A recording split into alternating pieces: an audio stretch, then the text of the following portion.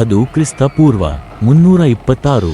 ಗಂಗಾ ನದಿಯ ತಟಾಕದ ಮೇಲೆ ಮಗಧ ರಾಜ್ಯ ತನ್ನ ಪ್ರಾಬಲ್ಯವನ್ನು ಮೆರೆದಿತ್ತು. ಆ ರಾಜ್ಯದ ಮೂಲದೊರೆ ಮಹಾನಂದಿ. ಇವನಿಗೆ ಮುರಾದೇವಿ ಹಾಗೂ ಸುನಂದಾದೇವಿ ಎಂಬ ಇಬ್ಬರು ಪತ್ನಿಯರು. ಹಿರಿಯ ರಾಣಿ ಮುರಾದೇವಿ ಶೂದ್ರ ಕುಲದವಳಾದ್ದರಿಂದ ಕಿರಿಯಳಾದ ಸುನಂದಾದೇವಿ ಪಟ್ಟದ ರಾಣಿಯಾಗಿ ನಿಯಮಿಸಲ್ಪಟ್ಟಿದ್ದಳು. ಮುರಾದೇವಿಗೆ ಮೌರ್ಯನೆಂಬ ಜನಾನುರಾಗಿ ಹಾಗೂ ಪರಾಕ್ರಮಶಾಲಿಯಾದ ಮಗನಿದ್ದನು. ಮಹಾನಂದಿಗೆ ಮಹಾಪದ್ಮನೆಂಬ ಒಬ್ಬ ಸಾಕು ಮಗನಿದ್ದನು. ಅವನನ್ನು ರಾಜ ತನ್ನಿಂದ ದೂರವೇ ಇಟ್ಟು ಬೆಳೆಸಿದ್ದ. ಅವನು ಕ್ಷಾತ್ರವಿದ್ಯೆಯಲ್ಲಿ ಪರಿಣತಿ ಪಡೆದಿದ್ದರೂ ಕ್ಷೌರಿಕ ವೃತ್ತಿಯನ್ನು ಮಾಡುತ್ತಿದ್ದ.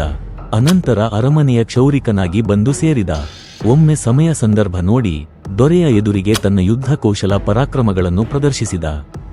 ದೊರೆಯು ಸಂತುಷ್ಟನಾಗಿ ಇವನಿಗೆ ಸೇನಾಪತಿ ಹುದ್ದೆ ನೀಡಿದ. ಮುದಿತನದಿಂದ ಹಾಗೂ ಕಾಯಿಲೆಯಿಂದ ಪೀಡಿತನಾಗಿದ್ದ ಮಹಾನಂದಿಯ ಬಗ್ಗೆ ತಿರಸ್ಕಾರಗೊಂಡಿದ್ದ ಕಿರಿಯ ರಾಣಿ ಸುನಂದಾದೇವಿ ತರುಣ ಶೂರ ಸೇನಾಪತಿ ಮಹಾಪದ್ಮನೆಡೆ ಆಕರ್ಷಿತಳಾದಳು. ಇಬ್ಬರೂ ಕುತಂತ್ರದಿಂದ ಮಹಾನಂದಿಯನ್ನು ಕೊಂದು ಮಹಾರಾಜರು ಕಾಯಿಲೆಯಿಂದಾಗಿ ಮರಣ ಹೊಂದಿದರು ಎಂದು ಸುದ್ದಿ ಹಬ್ಬಿಸಿದರು. ಅನಂತರ ಮಹಾಪದ್ಮ ತಾನೇ ಮುಂದಿನ ರಾಜ ಎಂದು ಸುನಂದಾದೇವಿಯೊಡನೆ ತಾನು ಮದುವೆಯಾಗಿದ್ದು ಅವಳೇ ಪಟ್ಟದ ರಾಣಿಯಾಗಿ ಮುಂದುವರಿಯವಳೆಂದು ಘೋಷಿಸಿದ. ಜನರು ಮೊದಮೊದಲು ಆಡಿಕೊಂಡರು. ಅನಂತರ ಮರೆತು ಅವನನ್ನು ರಾಜನೆಂದು ಒಪ್ಪಿಕೊಳ್ಳುವುದು ಅನಿವಾರ್ಯವಾಯಿತು.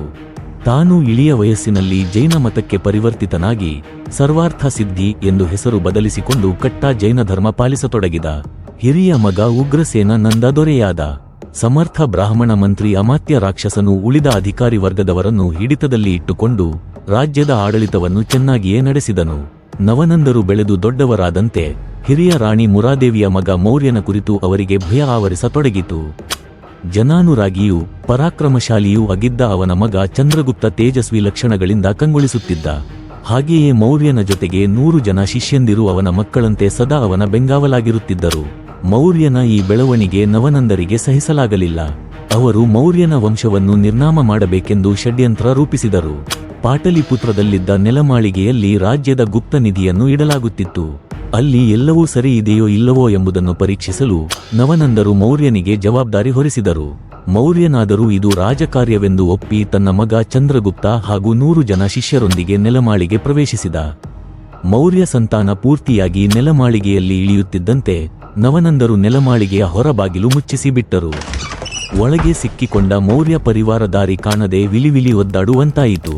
ಅಲ್ಲದೆ ಇದು ನವನಂದರು ಹೊಂಚು ಹಾಕಿದ ಕುತಂತ್ರ ಎಂಬುದು ಮನದಟ್ಟಾಯಿತು. ಈಗ ಏನು ಮಾಡಬೇಕೆಂದು ಎಲ್ಲರೂ ಯೋಚಿಸತೊಡಗಿದರು. ಅವರು ಸಿಕ್ಕಿಹಾಕಲ್ಪಟ್ಟರು ಎಂಬ ವಿಷಯ ತಿಳಿಯಿತು. ಕೇವಲ ಕೆಲವೇ ದಿನಗಳ ಆಹಾರವಿದೆ ಎಂಬ ಅಂಶವು ಅರಿವಿಗೆ ಬಂತು. ಮೌರ್ಯ ಪ್ರಸ್ತಾಪಿಸಿದ, ಯಾರಾದರೂ ಒಬ್ಬನಾದರೂ ಬದುಕಬೇಕಿದೆ, ಅವನೇ ಮುಂದಿನ ನಮ್ಮ ಸೇಡು ತೀರಿಸಲಿ. ಎಲ್ಲ ಶಿಷ್ಯರು ಒಕ್ಕೊರಲಿನಿಂದ ನೀನೇ ಬದುಕು ಎಂದರು. ಆದರೆ ಮೌರ್ಯ ವಯಸ್ಸನ್ನು ಉಲ್ಲೇಖಿಸಿ ನಿರಾಕರಿಸಿದ. ಹೀಗಾಗಿ ಕಿರಿಯ ರಾಜಕುಮಾರನಾದ ಚಂದ್ರಗುಪ್ತನ ಬದುಕು ಉಳಿಯಬೇಕು ಎಂಬ ನಿರ್ಧಾರ ಕೈಗೊಳ್ಳಲಾಯಿತು.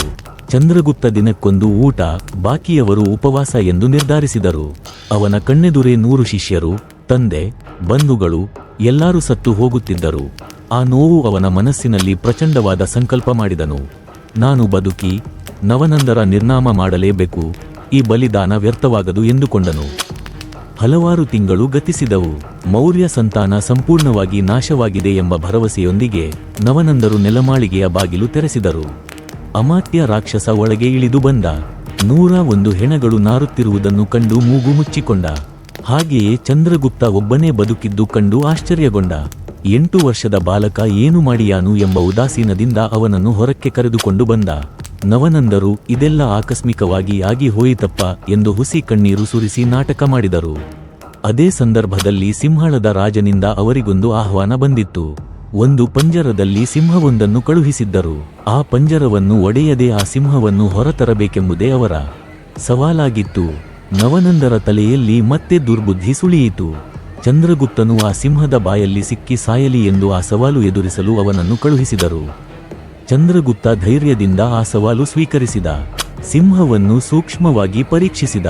ಸಿಂಹವು ಪಂಜರ ರಕ್ಷಕರು ಈಟಿಯನ್ನು ತೋರಿಸಿದತ್ತ ತಿರುಗುತ್ತಾ ಅಪ್ಪಟ ಸಿಂಹದಂತೆಯೇ ವರ್ತಿಸುತ್ತಿತ್ತು. ಅದನ್ನು ಚೆನ್ನಾಗಿ ಪರೀಕ್ಷಿಸಿದ ಚಂದ್ರಗುಪ್ತ ಒಂದು ಉರಿಯುವ ಕೊಳ್ಳಿಯನ್ನು ತರಿಸಿ ಸರಳುಗಳ ಮೂಲಕ ಸಿಂಹಕ್ಕೆ ತಗುಲಿಸಿದ. ಆ ಮೇಣದ ಸಿಂಹ ಕರಗಿ ಹೋಯಿತು. ಚಂದ್ರಗುಪ್ತನಿಂದಾಗಿ ಮಗಧದ ಮಾನ ಉಳಿಯಿತು ಎಂದು ಜನ ಕೊಂಡಾಡಿದರು. ಮುಂದಿನ ಸಂಚಿಕೆಯಲ್ಲಿ ಚಾಣಕ್ಯನ ಆಗಮನ ಮತ್ತು ಅವನ ಪ್ರತಿಜ್ಞೆ ಹೇಗಿತ್ತು ಅಂತ ನೋಡೋಣ. ವಿಡಿಯೋ ಇಷ್ಟ ಆದರೆ ಲೈಕ್ ಮಾಡಿ, ಸಬ್ಸ್ಕ್ರೈಬ್ ಮಾಡಿ. ಮತ್ತೆ ಸಿಗೋಣ ಮುಂದಿನ ವಿಡಿಯೋದಲ್ಲಿ. Love you all.